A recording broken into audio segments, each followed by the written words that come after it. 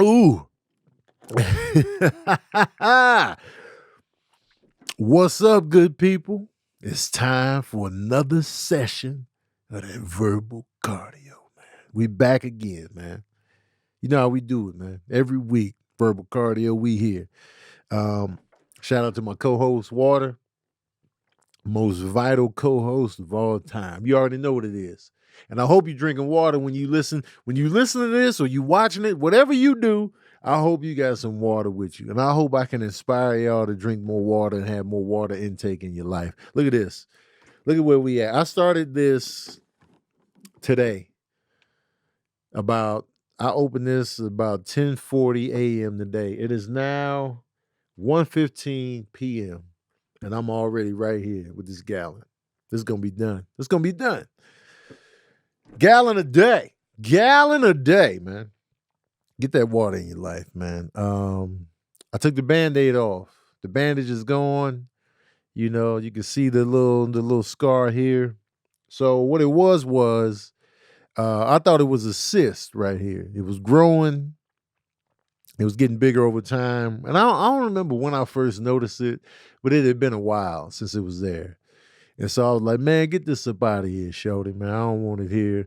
And so initially they were like, I told my doctor, I was like, yo, I want to get this cyst removed. And they was like, well, that's gonna be like a cosmetic type of surgery, or like, so it might not be covered under your insurance. So you coming in with some, cosmetic surgery. And I'm just like, nah, it ain't really cosmetic, you know what I'm saying? Because once you tell them it doesn't hurt, there's no pain or whatever, they be like, hey man, plastic surgery or cosmetic, whatever they want to call it, that's not included in your insurance.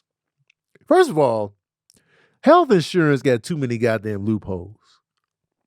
Health insurance got too many loopholes. There's too many of these medical facilities that don't take your insurance. So now you hopscotching it up and you think you covered when you're not. Or they refer you to a place and they just like, yeah, they take your insurance, and then they act like they take your insurance and then they don't. And then they hit you with the bill on the back end. Or, they'll refer you to a place. And then you get to the place, you done made the appointment. You done made the appointment weeks out. You show up to the place, and then they're like, oh, we don't take that insurance. I done mapped out my whole calendar, my day. I done scrambled down here to the facility, and then y'all tell me you don't take this insurance. And then depending on what insurance you got, everybody turning you down. We don't accept that insurance over here. It's just too much going on with health insurance, man. It's annoying. Cause I got Oscar insurance right now. So it's like, yo, if you my primary doctor, you know what kind of insurance I have. Don't be referring me to people that don't take my insurance. At least know who's in your network. Then you got to find out which network you're in. It's just a lot of bullshit, man. But the difference in pay, though, that difference is just astronomical. You know what I'm saying? To pay $30 as opposed to $375 just to get looked at, just to get your balls held for 5 seconds. $479 just to get my balls cupped. I can have my girl cup my balls free of charge. It was $932 to get my balls cupped, grabbed up, just for you to grab my wrist. Come on, man. Y'all just making up the prices. You're making up the prices in the health game. Making them up. So when I called to make my appointment with the plastic surgeon to get the cyst taken out, which I thought was a cyst at the time.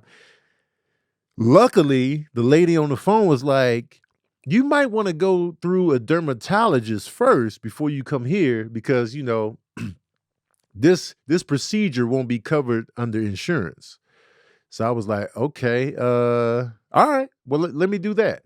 So I went to the dermatologist, made the appointment, and I tried to pump up the pain. I tried to amp it up. I was like, it kind of hurts a little bit, just to make them aware that, hey, it's not just a cosmetic thing, or it's not just, based on pure visuals. It's like, hey, man, it's kind of sore to the touch. Just to get it on that health side, so I don't have to just get bent over and given the pumps by the plastic surgeon on the price. No pause, press play on that. So they were like, okay, you can get it removed. They referred me to a place. So I went in there and they told me it was going to be like $500 something, which they still haven't sent me the bill because I couldn't pay the day of. So I'm gonna get that bill later. $500 something, which I can absorb that. And so I went in last Monday and I did the shows the following day. So I went, they took it out. They said it looked like a lipoma. And so I was like, all right, a lipoma, okay. I don't know what that is, but I panicked. I was like, is that cancerous? And then they took it out. They did the biopsy on it. I went in yesterday. They took the stitches out. And they already did the biopsy. Everything's normal. Everything's negative. We all good. It was just a lipoma like they thought. So we good in the hood. So now I just got the scar. I just got to keep putting scar gel on it. Keep it out the sunlight. And then we go from there. So now I just got this cool scar. Let me ask y'all this. Would y'all rather have a scar or a growth, a visible growth underneath the skin? What would y'all rather have? What would you rather have? Would you rather have a scar or a visible lump? I'm going with the scar. Scars to me are cool as shit. I like scars. I think scars, you know, it's a good conversation starter. If you want to have that convo, it's just mysterious. It's just kind of dope. It's just like, man, what happened there? So now you thinking like, man, you know, what happened? Was it a fight? Did you get your face slashed in a dice game?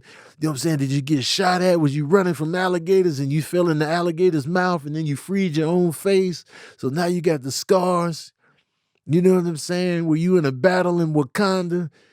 Like a scar is like a dope, like, because you can create your own narrative. You can make some shit up if you want to. Oh, man, it's crazy, man. I was getting chased by some gangsters, man. They was shooting at me. One of the bullets grazed my forehead. And I'm like, for real? Yeah, man, it's real out here. You never know what's going to happen when you go to Walmart. So I feel like, you know, scars tell a dope story. And I'll never forget when I got hit in the face with a car wash spray gun.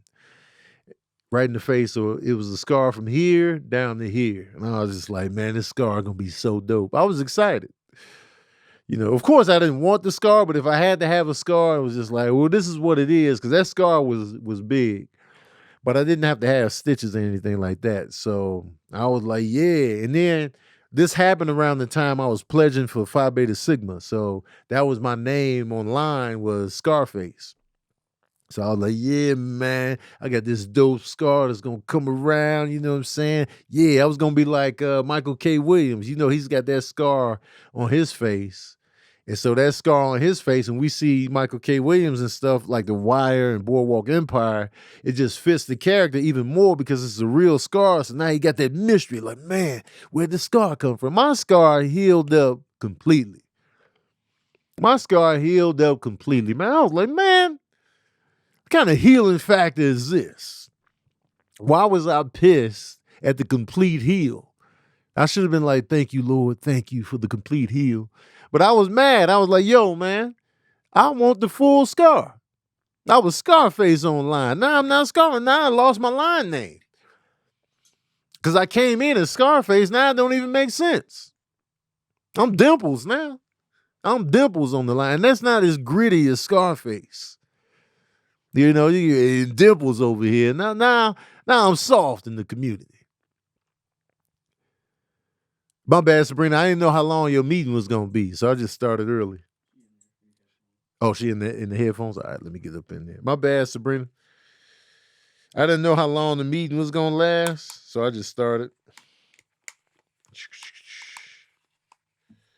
Cause I didn't want to be waiting for you, and then you still on the meeting, and it's like 2:00. So I just pulled the trigger.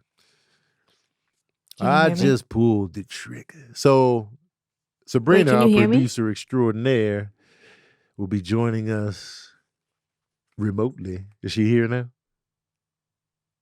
Hello? Yo, can you hear me? Oh, yeah, I hear you. Oh. Yeah, what room you in? I'm in the content room. Oh, okay. The only room I have a computer in. Oh yeah. It's just so Yeah. echoey in the back. It's not like Oh. a problem, but it's just like, Yeah, yeah. it's pretty empty in this room. I was thinking about that the other day when I was streaming Mm-hmm. because I would listen back to it and I'm like, it's pretty. I need to put stuff on the wall Yeah. because it sounds pretty whatever. Um, the Hi, what's meeting going went on, good. It y'all? was a good meeting. It was good. It was good. It was good. Okay, Things are okay, looking up. okay. Don't want to jinx it. Things are trash. On the up and up. Yeah, things is whack, man. Forget Things the meetings, suck. man. The meetings is trash, man. Meetings always been trash. You know, I'm talking about Yeah, you I like feel that me. shirt. Yeah, Wolverine, man. Shout out to Wolverine, man. You know what I'm Speaking of saying? scar Shout out to healing, Wolverine, man. He's always getting scarred up. Healing factor. I saw this shirt in Cleveland. We went to this spot in the hood, and I was like, "Yo, that shirt is fire." I got some Jordans I can wear with it if I want to. I got on slides today, but if I'm out in the streets, this is my favorite look of Wolverine when he had the yellow and blue and black costume. This is my favorite Wolverine look. Wolverine is one of my favorite comic book characters of all time. Speaking of comic books, I wanna touch on this. So I saw a post earlier today. I don't know how true it is, and it said I didn't look further, but I got kind of excited. So Blade, apparently, we know that Blade, the movie Blade, the upcoming Blade, lost its director. And so I saw a post that said Marvel's Blade hires Lovecraft Country director and shift to darker and grittier take on MCU. So I got excited for a number of reasons. One, I'm a fan of Lovecraft Country. Like I really enjoyed that HBO series. I'm mad that it's not coming back for more. I thought it was I thought the performances were outstanding. I thought the premise of the show was great. Just that it was like this mixed bag of just all kind of shit in that show. Sci-fi, horror, social commentary.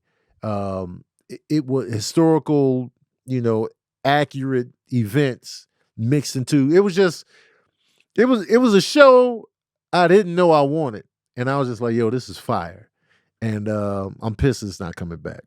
Shout out to the whole cast, the ensemble, those scary ass twins in that episode. Um, so I'm pissed, but one of the directors from the show was like, "Oh, okay. So which episode did they direct? Who we talking about?" Because there are some images in Lovecraft Country that stuck with me. Namely, those twins, Bobsy and Mopsy, or whatever their name were, and the episode where they were staying in that haunted hotel or whatever, where they were doing experiments on the black people in the cellar of this building. Because I remember that one image where she woke up and at the foot of her bed was just like this horrible looking face. I was just like, yo, what the hell is going on here?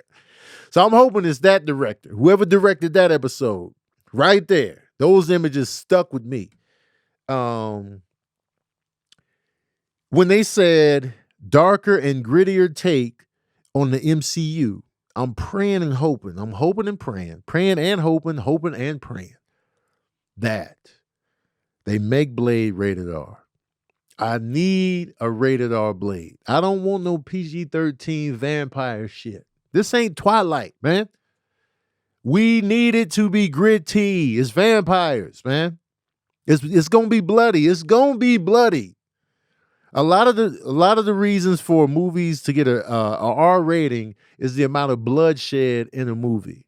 That's why when you see certain movies that want to keep the PG-13 rating, they don't really show bloodshed. Because if it gets too bloody and graphic, they'd be like, we got to hit you with the rated R. Even though I argue that I feel like The Matrix shouldn't have been rated R. I feel like The Matrix shouldn't have been rated R, even though it was. It's a violent movie, but I feel like I've seen grittier fight scenes in other PG-13 movies than I did in The Matrix. Like, the hits in The Matrix and the stuff like that didn't really look hard hitting or real visceral. It was just well choreographed, but it wasn't like, but people were getting shot up, people were getting shot with guns, so I get it. But they weren't real people, they were just constructs of the Matrix, but I get it. Anyway, Blade, I feel like it's gonna be bloody, man. These are vampires we're dealing with. You're gonna get your neck grabbed, you're gonna get your blood sucked, you might get ripped in half. These are vampires. It's gritty. Blade has to kill these vampires with extreme prejudice. You can't do that on the PG-13 rating, man. Give us the rated R. Fight for that R rating. Don't be scared of the box office. Don't worry about that. Give us the rated R, man. Be authentic. Deadpool was rated R and made mad money. Logan was rated R and made mad money. Come on, y'all. Stop being scared of the R rating. Give us the R-rated Blade. Don't be soft, Marvel. And I know Disney bought y'all, but come on, man. We want the grit. We want this. Trust me. Because if you go in there soft, the box office is going to fade out. Trust me on this one, man. Sick of it, man. So I hope with this announcement, I hope it's accurate, and I hope that they really fight for an R rating, man. I do not want no soft ass Blade movie. Please. Please. Marvel, Disney, if you watch Verbal Cardio as a company, as a collective, if Marvel and Disney, if you're watching my little podcast, listen to us, man. And it's not just me. I'm speaking for the people. I speak for the people. We want the rated R Blade. This is what we want. Give it to us, man. Stop playing around, man. We grown, man. We grown. We know how to handle shit. Show us everything. Take it there. It's vampires, man. We expect grittiness. We expect bloodshed. We expect this, man. Please, don't do us like this. I also want to touch on something that I just posted that's getting a lot of traction, right? So, first of all, I want to say this. There's a couple things that I posted that I want to touch on. Sinbad, the comedian Sinbad, as you may or may not know, had a stroke a couple years ago. So I've always been, he's been on my mind for quite some time. Just, I'll be checking in on him, when I touch base with people that know him, and I'm just like, yo, how's Sinbad doing? Thinking about, I reached out to like one of his kids, and I was just like, yo, how's your dad doing, and all that good stuff. And from his page, they sent like an update on his status, and I'm gonna read it to you. On October 25th, 2020, Sinbad suffered an ischemic stroke. I don't know if I said that right, so forgive me if I said it wrong. As a result of a blood clot that traveled from his heart to his brain. He was rushed into surgery at West Hills Medical Center that night, where the doctors performed a thrombectomy to remove the clot and restore normal blood flow to the brain. After surgery, Sinbad was talking and moving with some weakness, but the prognosis was very promising. The next day, however, another blood clot formed, half the size of the first. He underwent the same surgery again successfully, but it took a little more from him than the first surgery. He was transferred to Cedars-Sinai Medical Center in Los Angeles, where the doctors indicated that his brain had begun to swell. They performed a craniotomy to relieve the pressure and reduce the swelling. During surgery, however, the doctors discovered a bleed. It was hours before the family learned Sinbad had returned to the neuro ICU in a medically induced coma and placed on a ventilator. Our hearts are devastated. The road to recovery became unclear and extremely difficult for the family to navigate. It would be weeks before he would open his eyes, speak, and show signs of basic mobility. It wasn't long before we realized he couldn't move his left side or simply hold his head up. The more time passed, the more the family learned how much had been lost. For the next several months, Sinbad moved through acute care facilities where he was weaned off the ventilator and eventually cleared to start intense therapy. In May of 2021, he was admitted to California Rehabilitation Institute and began physical, occupational, and speech therapy. It was there Sinbad started to make considerable progress towards recovery. On July 7, 2021, 99 months after the initial stroke, Sinbad finally came home. He continues to receive therapy, fighting for every inch. His progress is nothing short of remarkable. Limbs that were said to be dead are coming alive, and he's taking the steps necessary to learn to walk again. In his own words, I am not done. I will not stop fighting until I can walk across the stage again, and neither will we. Survival odds from this type of event are approximately 30%. Sinbad has already beaten the odds and has made significant progress beyond what anyone expected, but there are still miles to go.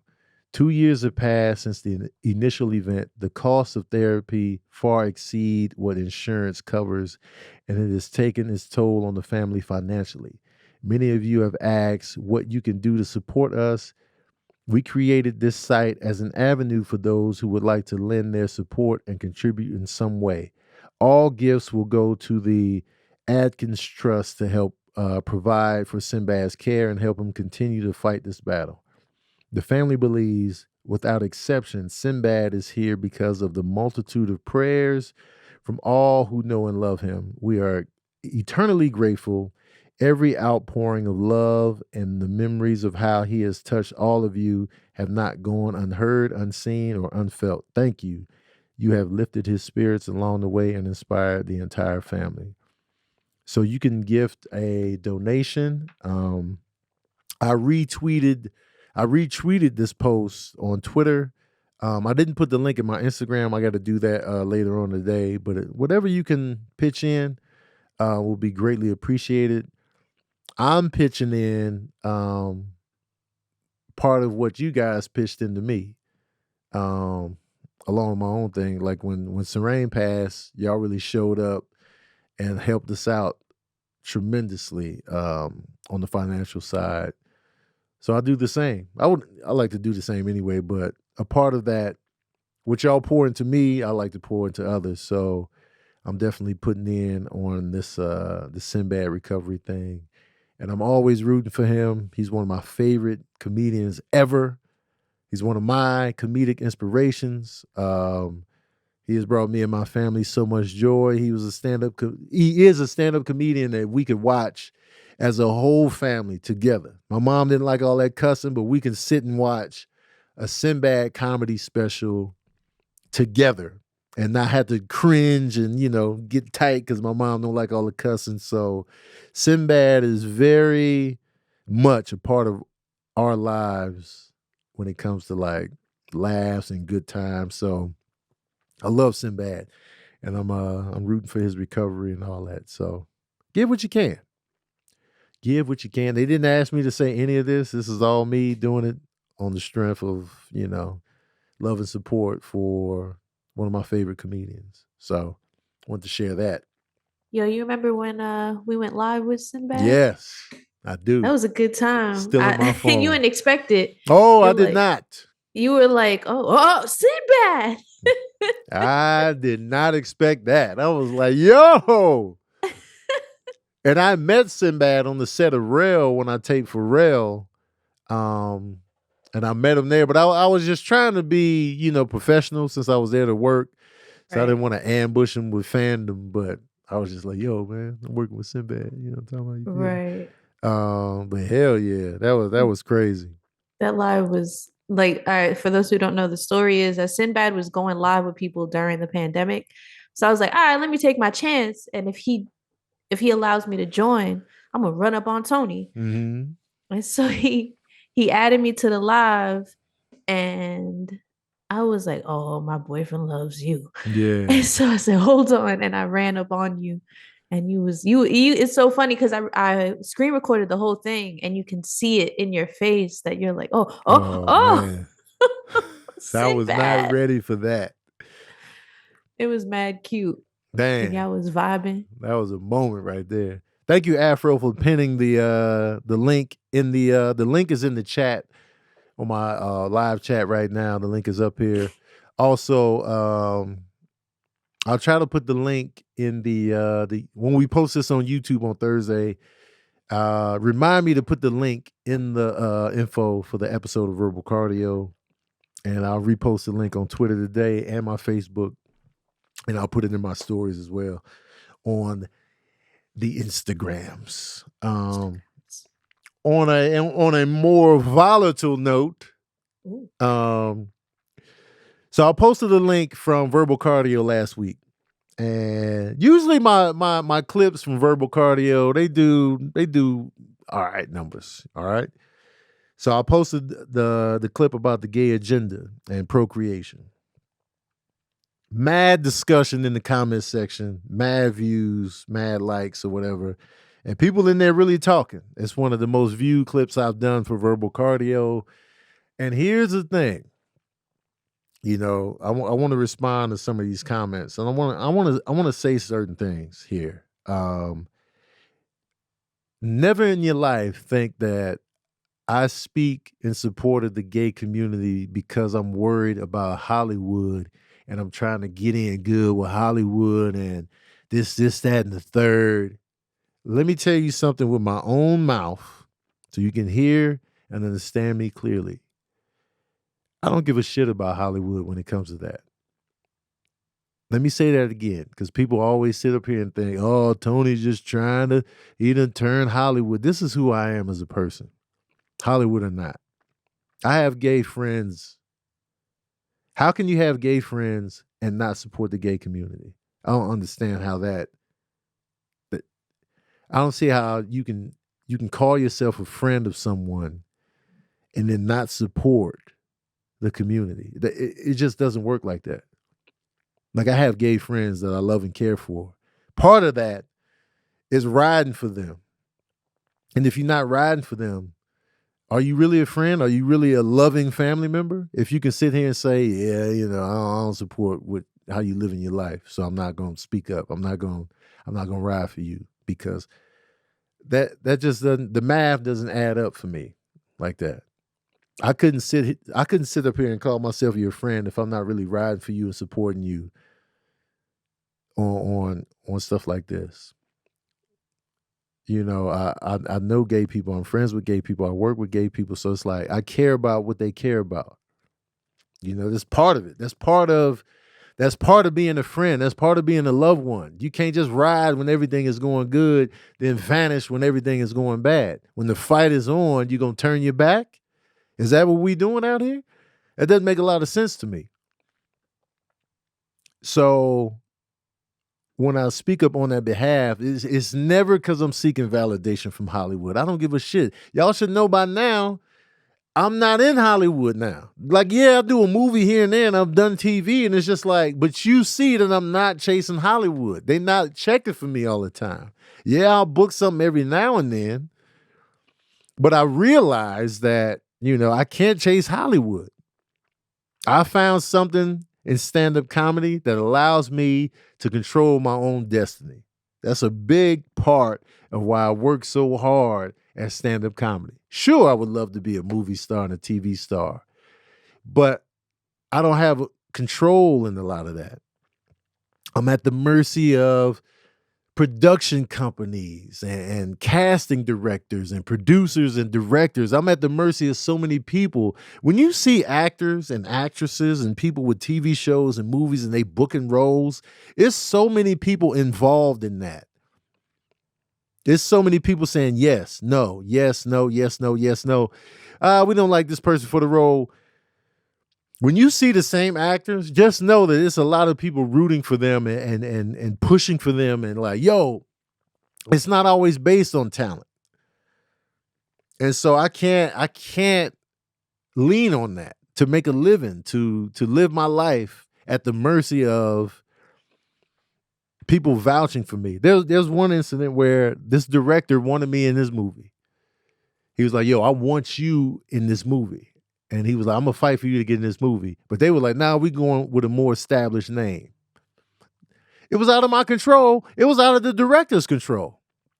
So why would I sit here and base my life and my opinions and my thoughts on something I have no control over? Even with a name.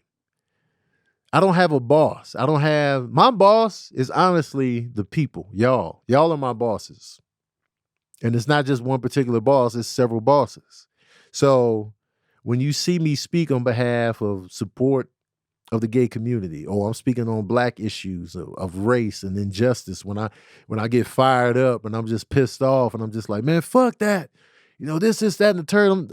I'm tired of black people getting killed by the police and ain't nothing happening. When I go off on those tangents, I'm pissing off some of my bosses. I'm pissing them off. Like, you're not who we thought you were. I didn't come here for that. Stick to jokes. I'm pissing off potential bosses, fans. Now they won't buy a ticket to my show. Now they won't follow me anymore. Now I won't get booked for shows because of my stance on social injustice and racism and all that. It's kind of problematic. We won't have you for this particular show. I've done that. I've sat here and lost out on money because I'm standing on integrity. And even when I show support for the gay community, it's the same thing. It's the same mindset. Some of y'all are so against the gay community, you'll unfollow me. You won't come to my show anymore. So I'm always willing to risk losing out on bosses, if you will, on something I believe in, something I want to stand on. So don't ever in your life think that I'm sitting here catering to Hollywood or I'm pandering. This is who I am. And just because you don't agree with what I'm on, that's on you. Then we just disagree. But do I have to lose you as a fan? That's on you too. If me getting pissed off that, racism sucks in America, if me saying that and believing that pisses you off to where you want to unfollow or no longer support me, then I didn't want you anyway. So I'm reading the comments and I'm looking at the comments and y'all are just, no, the gay agenda is not about procreation. It's about them, shoving it in people's faces and forcing it upon us. That's the dumbest argument of all time. The gay agenda argument that they were making in this comment section that is forced on the kids. Now you're worried about the kids? Now you're worried about kids and what they're seeing. You need to keep that same energy when you're watching reality shows and these women are sitting here fighting over men that dog them out. When they're throwing drinks in each other's faces at restaurants, fighting over a man that's dogging them out. What is that image doing to the youth? Because the kids are damn sure watching these reality shows. Keep that same energy for that. Keep that same energy for the over-sexualization of women by men in movies in the 70s and 80s and 90s. You know how many movies I saw? Revenge of the Nerds, these cats set up cameras so they can see damn near all the girls on campus butt-ass naked. That's the premise of the movie, The Revenge of the Nerds. They were seeing women butt-ass naked without the women knowing about it. And that was a box office hit. Let's cut the shit, man. Y'all are worried because Disney has a same-sex couple loving one another? That was the big hoopla over Buzz Lightyear? Because she had a girlfriend, a wife? You're worried about that? That's what's pissing you off? The shit, it just don't make sense to me. Women have been over-sexualized my whole upbringing. The stuff I was watching in the 80s, ridiculous. Porky's, Revenge of the Nerds. We all about getting it, losing it. That's the name of the movie, Losing Your Virginity. Smashing mad women, all these HBO original series, graphic sex, people in brothels, people getting sexualized. But God forbid that's a gay couple. God forbid it's gay sex. Now you on the horn. Keep the same energy. If you're going to be a tight ass conservative where I don't want to see sex on TV. All right, well, you can have that. You don't like nothing. But these people out here picking and choosing when to be offended, when to be worried about the kids, that shit ain't matching up. And I see y'all in the comment section. It's just because you have a personal vendetta with homosexuality. That's all it is. Stop covering it up under this other shit. Yes, you see a lot of gay relationships and stuff now because for so long they have been pushed away, pushed aside, shoved in the closet, shamed. They tired of it now. You know how many gay people work in Hollywood that create TV shows that they're creatives. And so they're tired of being shoved into the darkness, hiding who they are and being scared to show like, a homosexual relationship. They exist. And they have always been. And I know I talk about this a lot on this podcast, but it's just like, it's annoying to see, and it's annoying to read some of the things that y'all say, and then you mask it under something else when you're not just being totally honest about what your real problem is. You worried about the kids all of a sudden. Let me tell you how I learned about sex. I learned about sex in first grade from my peers. Y'all are worried about, oh, they want to teach sex education to the kids. The kids need to know about sex. They do. They got to learn sooner or later. I'd rather them learn in the classroom with education than to learn it from the peers, because the peers is going to give them the horse shit. First grade, I walk into the bathroom. Dude is in there. You ever pop a girl cherry? You ever pop a girl cherry? I learned about this from another first grader in the bathroom. That's not how I should be learning about this. I thought it was a real cherry in there. I'm like, yo, they got cherries in there? I'm thinking it's like a cherry pie from McDonald's in there. I don't know what the hell he was talking about. That's not how children should be learning about it. Would you rather your kids learn about sex in an education environment, in a group setting of education and learning, or would you rather them learn about sex in a restroom in elementary school from another kid? First grade, true story, no exaggeration.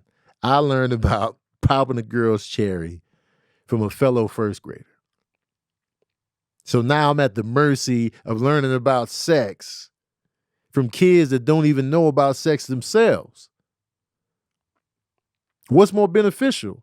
You could be like, yo, don't talk to the kids about sex at all until they reach a certain age. When I finally had a health class, I was deep in high school. When I finally saw childbirth, graphic childbirth. And that was way too late. So it's just like, yo, keep the same energy all across the board and let these children get educated, because they're going to learn about sex one way or another. And I would rather it be in a classroom. I remember I didn't learn about it, but masturbation, right? I remember my oldest brother was like, nah, man, I don't do that, man. That's disgusting. So now I'm thinking, and I've already dabbled in masturbation. So now I feel like I'm disgusting because I didn't get like an education class to know that it's normal. It happens a lot. You know? And so I was like, oh, well, shit. All right. They say it's normal if you don't do it, and it's normal if you do it. That made me feel better as a person. I didn't feel hideous all of a sudden. So it was just like, learning about things in the classroom can be beneficial to children, man. We got to stop shielding. Yes, we want our kids to be kids as long as they can. But guess what, man? A lot of people are going to try to steal your child's childhood. Even other children will try to steal that. So that kid in that restroom was like, oh, you ever pop a girl's cherry? And I'm lying too. I'm like, yeah, man, I do it all the time, man. You don't know her. I don't know what the hell he was talking about. But I didn't want to be the odd man out. And so, you know, I'm just reading these comments and just like, and people were saying like, you know, I was like, 8 billion people, that's too many people on the planet. You know, we don't have the space. And when I say space, I mean resources. We definitely got the real estate, but resources is what I'm talking about. People in there arguing like, yo, you know what I'm saying? We do have the resources. Explain how we have the resources to adequately feed, clothe, and live with 8 billion people where everybody's living well. We don't even have that now. We don't even have that now.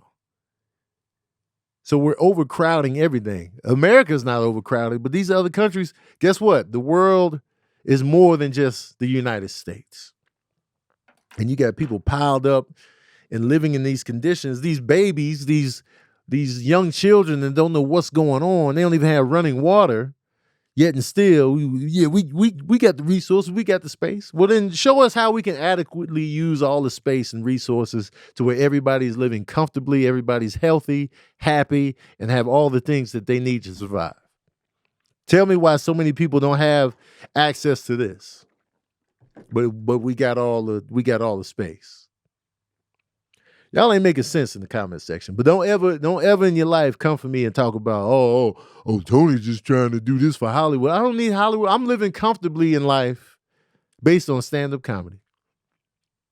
If Hollywood never discovers me, I'll be all right. So don't ever think I'm sitting up in here trying to cater to Hollywood, trying not to piss people off. Hell no, man. Y'all should know me better than that. And the people that say that, you don't even know me. Because clearly you wouldn't even come at me like that. So I just wanted to get that off my nipples real quick. And Tony said, "Don't ever disrespect me coming at me like a homophobic tight ass." Right, man. Yo, don't ever disrespect me. Come over here with.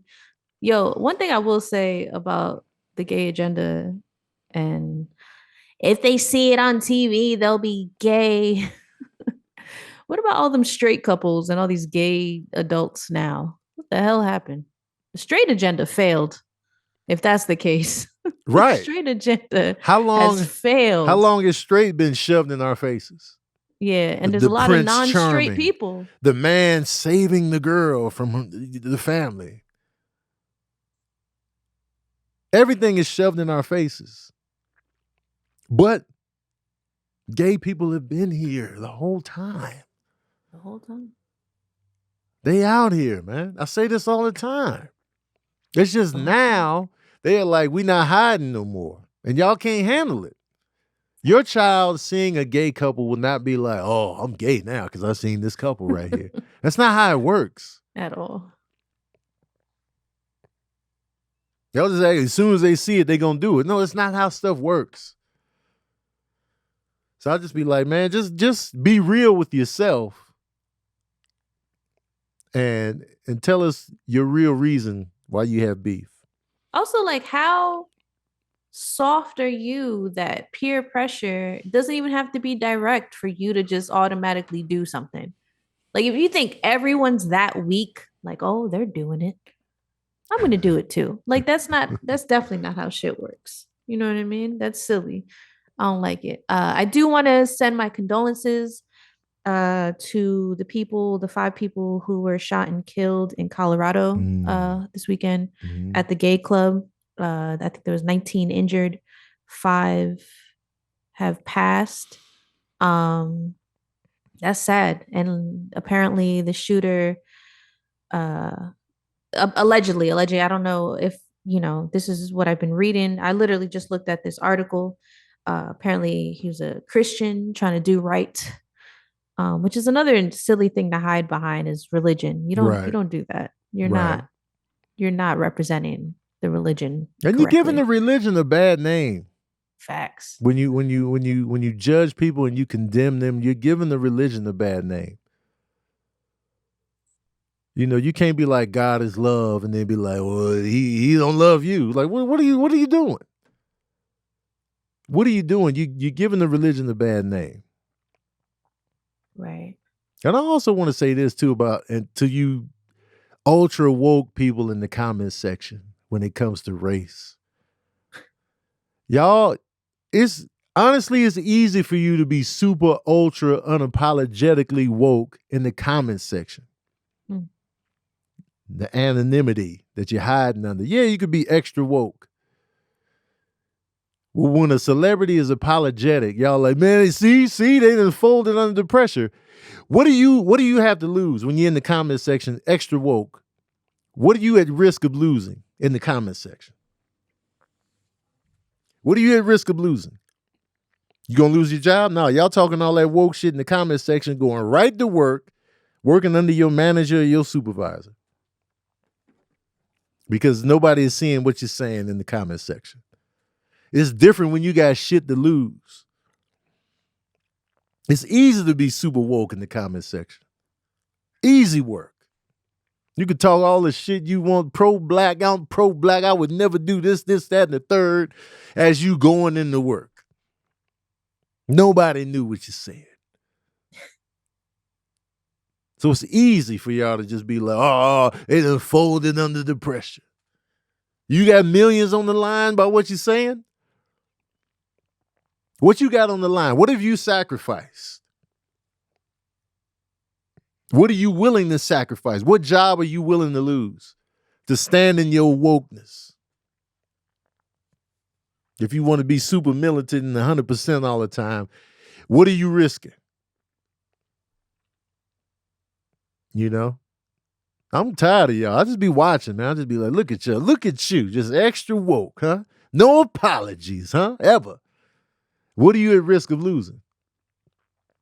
Comment section is easy work. Your face ain't out there. Some of y'all ain't even got your face on your profile. You got a random picture of whatever. You got a picture of a Ford Focus as your profile pic. You got that empty blank silhouette talking all the shit in the world.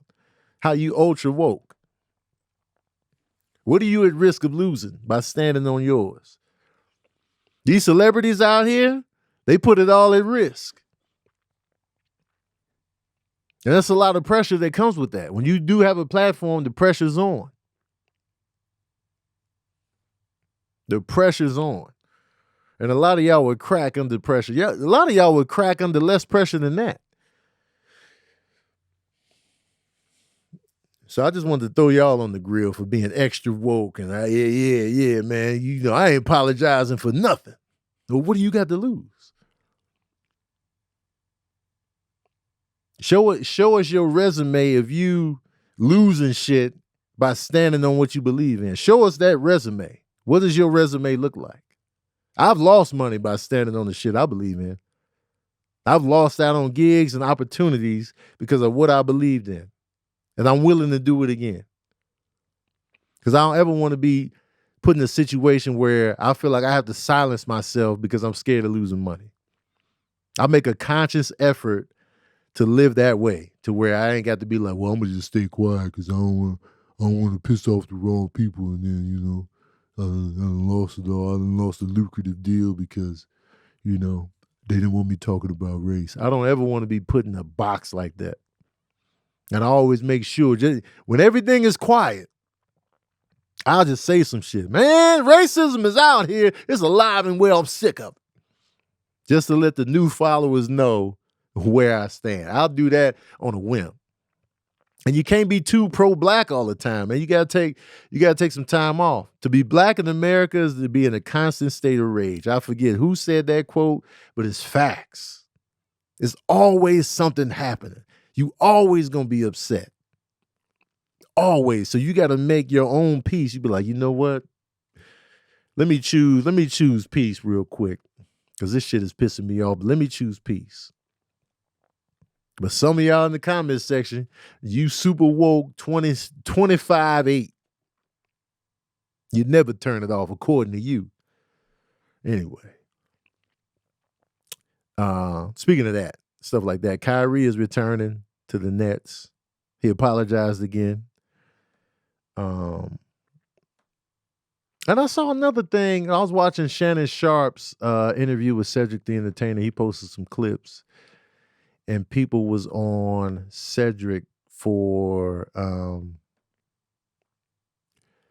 Cedric had mentioned that, you know, he's kind of mindful of what he says with his comedy. Because they was kind of talking about like Dave Chappelle or whatever. Cedric was like, I'm kind of mindful of what I say because I'm on CBS now, right? He's on CBS. Here's an example of this. If you're on CBS, Cedric the Entertainer is the face of the show, The Neighborhood. He's the star of the show. So chances are, if he leaves the show, chances are the show is done. Within a TV show, you have writers, producers, production assistants, PAs, camera people, catering people, makeup people. So many people are providing for themselves, putting food on their table, because of Cedric and this show. Granted, they can probably get hired somewhere else, you know what I'm saying? But you want to work on a show that's going to give you some job security. You know, the more episodes they do, the more money you get as a cast and crew. So let's say Cedric goes off and he says some wild shit. Now he's done. Now the show is done. Now everybody's scrambling for the next gig. So Cedric is just like, yo, I have other people to consider before I just run my mouth and before I die on that hill or whatever, or fall on that sword for comedy. There are other people that are going to be affected by what I want to stand on. And so Cedric was uncomfortable doing that. And I respect that mindset because it's not just you anymore. You know, it's easy for Dave Chappelle to say whatever he wants to say because he doesn't have a TV show going right now. Dave Chappelle is rich, but he's moving in an independent space. Like he'll just do a show here, do a show there. He just does what he wants to do. He's not under contract with, CBS or whatever. He's got a Netflix deal, but that is contingent upon his own material. So when you're in these situations where you're working for a TV network or a movie production company, and you got all these people working under you, and then you say some wild shit and you want to stand on it, now everybody else has to look for jobs. And I respect Cedric for being like, you know what? I just got to be more considerate as to what I'm going to be talking about and what I'm saying. I respect it because he's thinking about people outside of himself. The people who's in the comments say, see, this is what we talking about right here. This is what we talking about. Like I said, in the comments section, it's easy to be ultra woke 24 hours a day, 365. Whose job you got on the line in that comment section by what you say and what you believe in. And with Kyrie returning to the Nets, it's like, all right. Honestly, I think the Nets do better when he's not playing. And this is just sports talk. This ain't even the social shit. I just feel like the chemistry isn't really there with KD and Kyrie for some reason. I feel like they lost a lot of games, and Kyrie and KD there. I feel like they're doing a little better without Kyrie. And that says nothing on his skill set and his skill level. It's just team basketball. There's a synergy that has to be there. Not everybody can play together. So he's returning. He apologized again. They're like, man, they always making us apologize. This, that, and the third. And I agree. Like they gave him too much shit to do. But I talked about this last week. They gave him too much shit to do.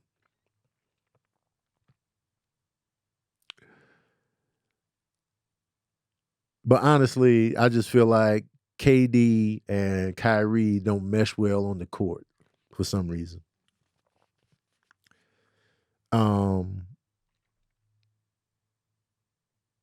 Jhene Aiko and Big Sean had their baby. Congrats to them. I'm sure the baby's gonna be gorgeous.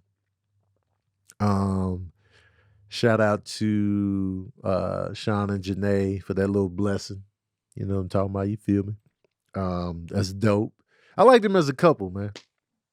I like them as a duo. I think they work well together musically too. I remember that project they did together. I was all in. I'm a big fan of Jhene. I'm a big fan of Big Sean. Big Sean, I'm a fan of him lyrically, but I don't really rotate his albums in full like that. I usually kind of cherry pick and then dip off, but I feel like he's one of the best rappers out right now in terms of skill.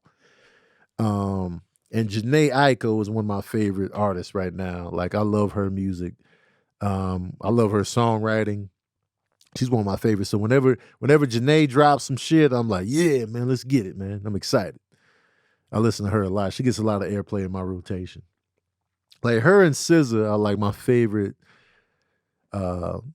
singers right now. Those two right there are my favorite. Like anything they do, I'm like, yeah, I'm checking it out. I like SZA's new song as well.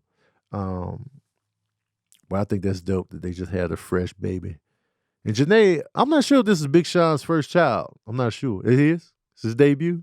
Because I know Jhene has a daughter. Her daughter's probably like, what, teenager now?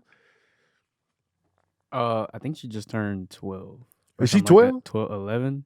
Oh, 12 okay. Or something like that. Yeah. I don't know the exact number, but something in that range. Something in that range. Yeah. This is Big Sean's first, though. This is Big Sean's debut. Yeah. Oh, that's dope, man. Congrats to Sean, man.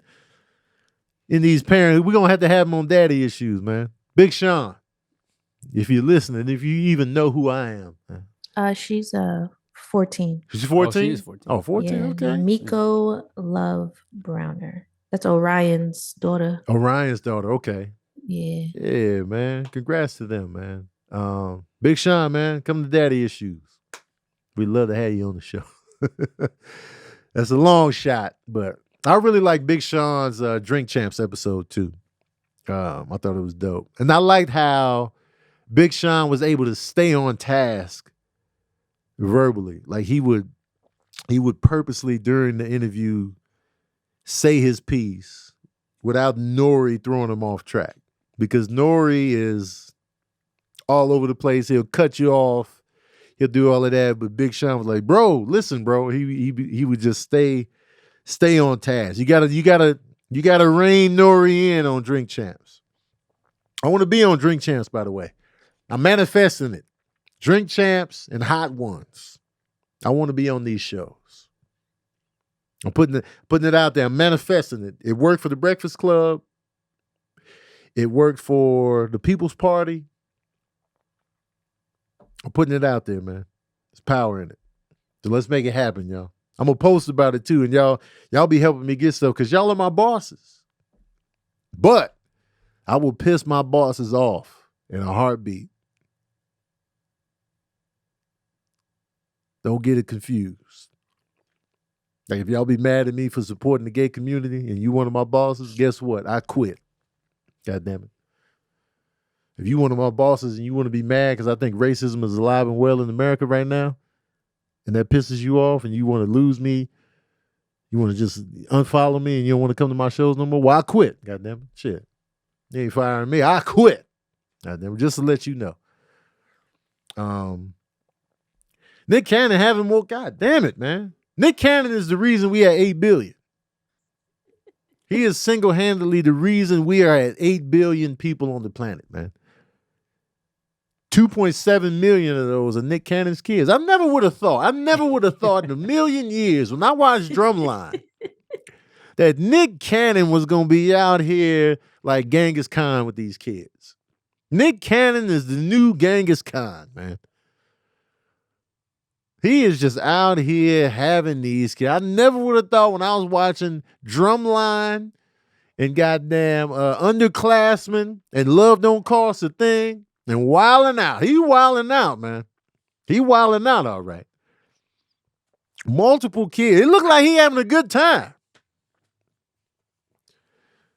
But man, that's a lot of kids. And he already had kids with Mariah. They already had kids. He came in the game with the kids already. Kids with a legend. Mariah's a whole legend out here. I don't know how many kids they got, but man, 2. they got 2 kids? Yeah. 2 kids sound like child's play with Nick Cannon. God damn. I never would have thought. He was like, let me add 10 more. Let me add 10 more to the mix. I'm sure Mariah looking at him like, God damn, what? Yeah, because I know them look, because they're older now. So Yeah. they probably like, bro, we got a new sibling every month. They can't keep up with the siblings right now. They probably, I don't even know if they would ever meet.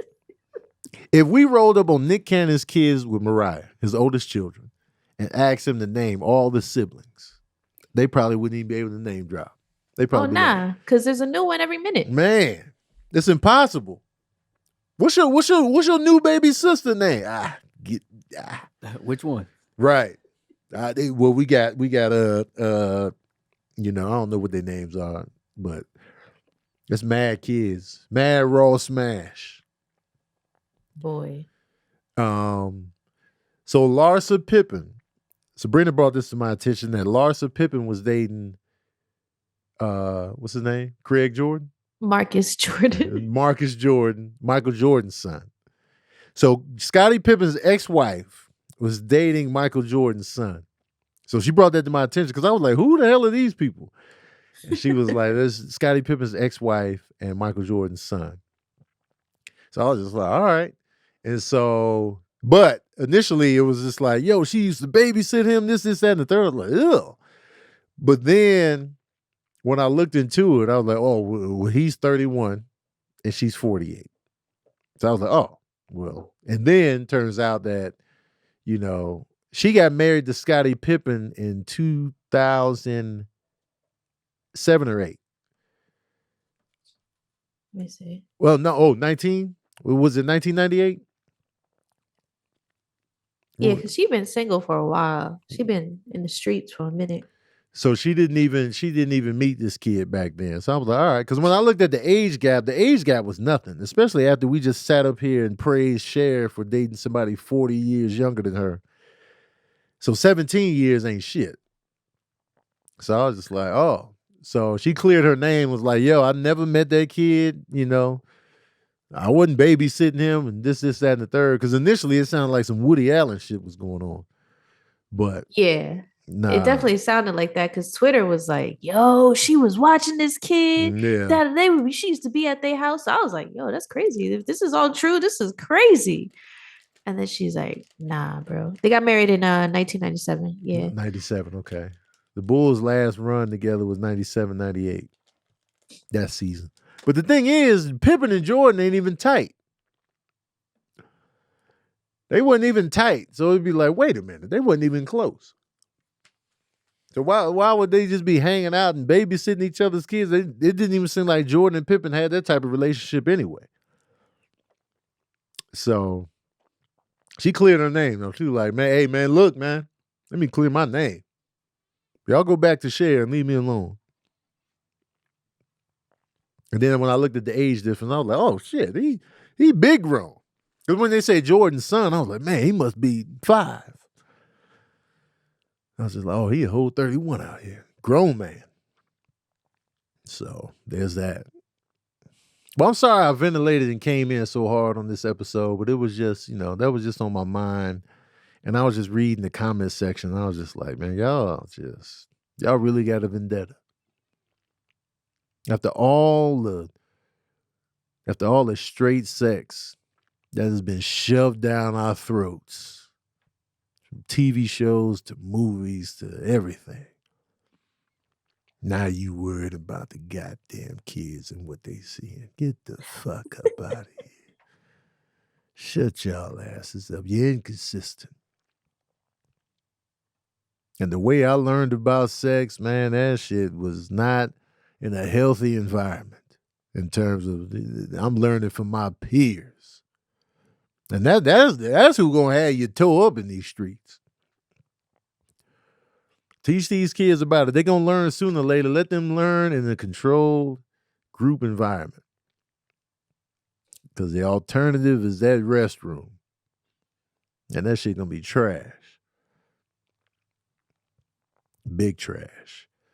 I think that's it, man. We could do a short episode today. It's the holidays. We got Thanksgiving coming up. I don't support the origin of Thanksgiving. I don't support it at all. I'm with the indigenous people. But I just hate the origin of it because it's a lie. But I know people are going to be getting together and traveling and breaking bread and, families are going to be coming together. So just know that Thanksgiving is a lie. It's a goddamn sham. And, yeah, man. Whatever you're doing, if you don't celebrate it, I respect it. If families are getting together, just, love on one another, hold each other tight, squeeze each other's butt cheeks. And, yes. Really just hold each other. Because you never know, man. Life is short. So cherish these moments that you have together with your loved ones and, get-togethers and whatever. And don't go too crazy on the food. You know what I mean? Yo, you know how mad I would be if I got invited to a feast and the feast was good and everything was so delicious and it was just a good time. And these guys are fucking swell. I like these individuals. And the next day they give me disease and they kill off half of my family and say, fuck this. This is mine now. I'd be so mad. First of all, I'm still dealing with this full ass stomach from last night. Right. And here you come waking me up. And they gave you a smallpox blanket. They get a whole smallpox. Yeah, just diseased up now. Yep. When they Get the lied fuck to out of you. here, but Frauds. Let me That's answer some crazy. questions real quick before I get out of here. I didn't want to neglect y'all. That Sizzle asks, pumpkin or sweet potato pie? Clip this. Got it. Sweet potato pie for your boy. Now, mind you, pumpkin pie is good, but there's a slight difference on the taste.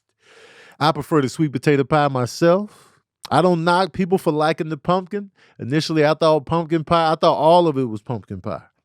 I thought sweet potato pie was pumpkin pie. I just thought it was all the same. But I noticed the difference when I got older. But I prefer the sweet potato pie. And it has nothing to do with blackness. It has nothing to do with me being black. It was just about what was prepared at my family's house, which I guess was black household. So I guess it does have something to do with blackness because I was, fed by blacks. But I was fed by blacks. But I'm gonna go with the sweet potato pie. But if you like the pumpkin, there's nothing. Not that there's anything wrong with that. Live your life. I don't judge you. I don't condemn you. Pumpkin pie is a good time. I'm not pro pumpkin pie like Kev is, but I respect it. Eric Payne says, can you repost the Thanksgiving map post you did? The Thanksgiving map post? I'll find it. I gotta look. So I guess I posted it last November. I'm trying to think what I posted. Kev don't know no better. I'm gonna get some shit for this, but like I like sweet potato pie. Mm-hmm. I actually really like it. But there's some pumpkin pies out there that are made exactly the same that I'm just like I wouldn't know the difference except for the color. I mean, that's fair. Yeah, there's a lot of pumpkin pies out there that I'm like, what's the difference? That's fair. I think we just have it so ingrained in our minds that it's, sweet potato. Yeah. And then, but because even growing up in my house, I think we had both. And then flancocho, my mom, when it came to desserts, my mother. Yeah. She go crazy. Right. We always had coquito on deck. Every holiday, coquito's been in my life forever. Mm-hmm, So coquito was always there. Mm-hmm. That was kind of my drinkable dessert. Mm-hmm. And tembleque is another thing that we had. Tembleque is just like a flan almost made out of it's made out of coconut though. So it's pretty much imagine coquito in flan form. Oh. Mad good, mad easy to make. Naturally vegan if you make it the traditional way. Mad good. It's guys, look up tembleque and how you spelling that? You can't just tell them to look that up. Oh my bad. TEMBLEQUE. Tembleque. But it's good. Amir, what you got? Sweet potato or pumpkin? I don't really eat no pies like that, so I'm not a pie guy. Nah, this guy right here, Slim McGee. Oh no, it's just I ain't really get into it when I was young, so I was like, whatever. Cobblers? I was the pickiest eater. Okay, so still, I really ain't went into it that much, especially over the years because I missed out on Thanksgiving a lot because I was working in school and stuff. So yeah, I missed out on at least 5 years straight of it. Oh damn! Between I would say 20 to 20 something, 24, 25, something like that. So I missed out. Damn. On the bro, eat this. But I'm getting better at it because diversifying. But my girlfriend be vegan, vegetarian stuff. So okay. But back in the day, it was just the turkey, which was Yeah. And it was like, well, turkey. Well, can we get some chicken too? So it was a chicken and stuffing and mac and cheese. And I was like, yeah, then give me a roll on that joint. What's your favorite Thanksgiving staple? Be one, whether it be a side dish maker or whatever. What's your favorite? You picking one item. What's number one?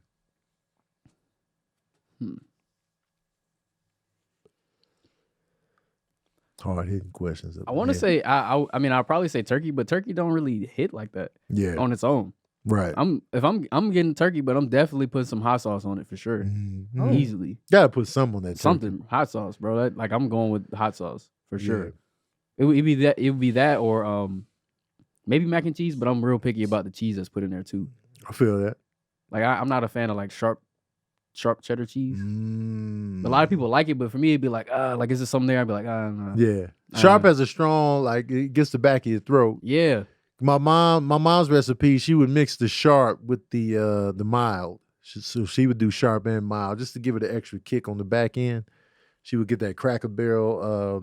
She would get that Cracker Barrel sharp cheddar cheese, and but she would mix it with the mild cheddar as well, so it kind of offset the sharpness.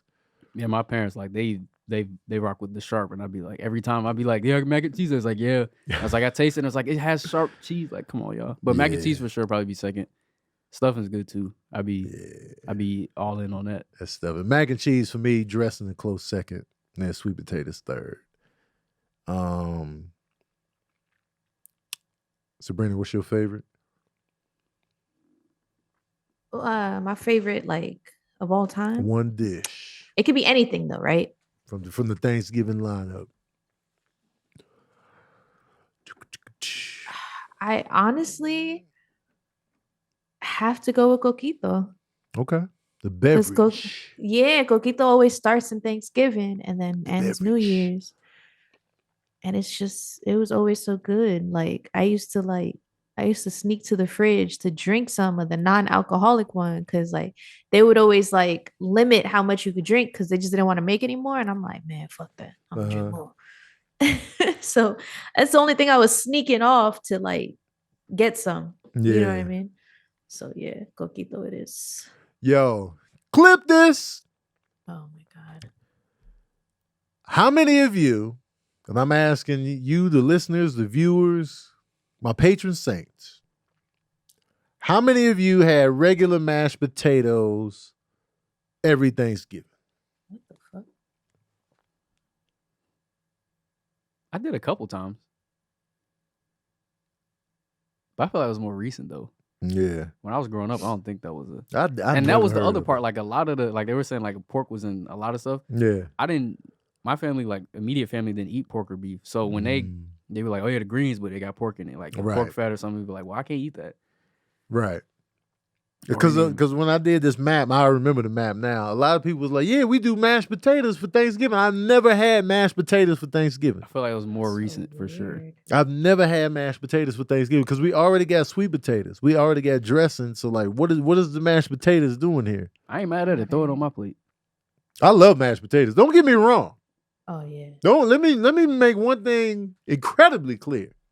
I love mashed potatoes. I love mashed potatoes. I just don't eat them because I'll put my penis in the mashed potatoes. Tough. Watch that. Unprotected. Oh. But for Thanksgiving, we just never had regular mashed potatoes for Thanksgiving. That's all I was saying. But people were like, nah, we be doing mashed potatoes for Thanksgiving. I've never. Regional stuff. Never have I ever. Never have I ever had mashed potatoes on Thanksgiving. You know what I'm saying? So I just wanted to throw that out there. And Sabrina sent me the post you were talking about, so I will repost that either today or tomorrow or Thursday. Thank you for reminding me about that post. Oh, there's another. Oh, she sent me the other one, the Bob and the turkey. Oh, hell yeah. Talk to me nice, yo. Okay, I see what you're doing out here. You know what I'm saying? My name is on this video though. I gotta find the other one. There's another one. I could find it. Yeah, I gotta find the one where my name is not on it. Not on it. But according to their post, up in Washington, they got mashed potatoes, Nevada, Cali, goddamn Montana, what state is that next to Colorado? What's that? Nebraska? Is that no Wyoming, North Dakota, and Wisconsin? According to this, Wisconsin and Minnesota. See, this is horse shit. Illinois got the mashed potatoes. This is horse shit. It gotta be like the majority demographic or something like that.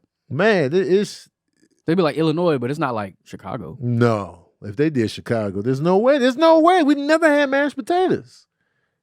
And I've had several Chicago Thanksgivings. Yeah, mac and cheese all over the East Coast. Mac and cheese is the reigning champ, I feel like. Mac and cheese is outstanding. That's what makes me most excited about the whole thing is mac and cheese. I used to love a good turkey sandwich like for days after. I would do the turkey sandwich with the mayonnaise and sweet pickles. And I would do that mac and cheese and them sweet potatoes heated up. Oh. The only thing I like, the leftovers be cool, but damn. After a certain point, I'd be like, man, please. Like, it's like, oh yeah, we gonna all of this and be in the fridge. You open the fridge and be like, oh, well, it's like day 4, day 5. You'd be like, bro, like, can we have something else, please? I can last for a good week. Like I can do a 7-day week of leftovers with no issue. They be trying to be breakfast, lunch, dinner. I'd be like, no, bro, no, please. I need a little diversity. I could do it. Funny. I can give you a good 7 days of pure leftovers. I feel like with my family, like the Caribbean. Sorry, Tony. That's okay. I feel like after like 2 days, my mom and my grandmother and my father couldn't just not cook anymore. They were crackheads when it came to cooking. They had to cook. It's like, all right, enough leftovers. I'm cooking. Yeah. That's a great household to be in. Bro, I was spoiled. That's why I didn't like fast food growing up. Because I was like, nah. Like my mom would be like, you want McDonald's? I'm like, nah, you could cook. Yeah. That was her telling you, like, I don't feel like cooking tonight. I know. I didn't know. I was a kid. I don't know. So, yeah, us growing up, we was like, you got McDonald's money? It was like, oh, man, here we go. Man.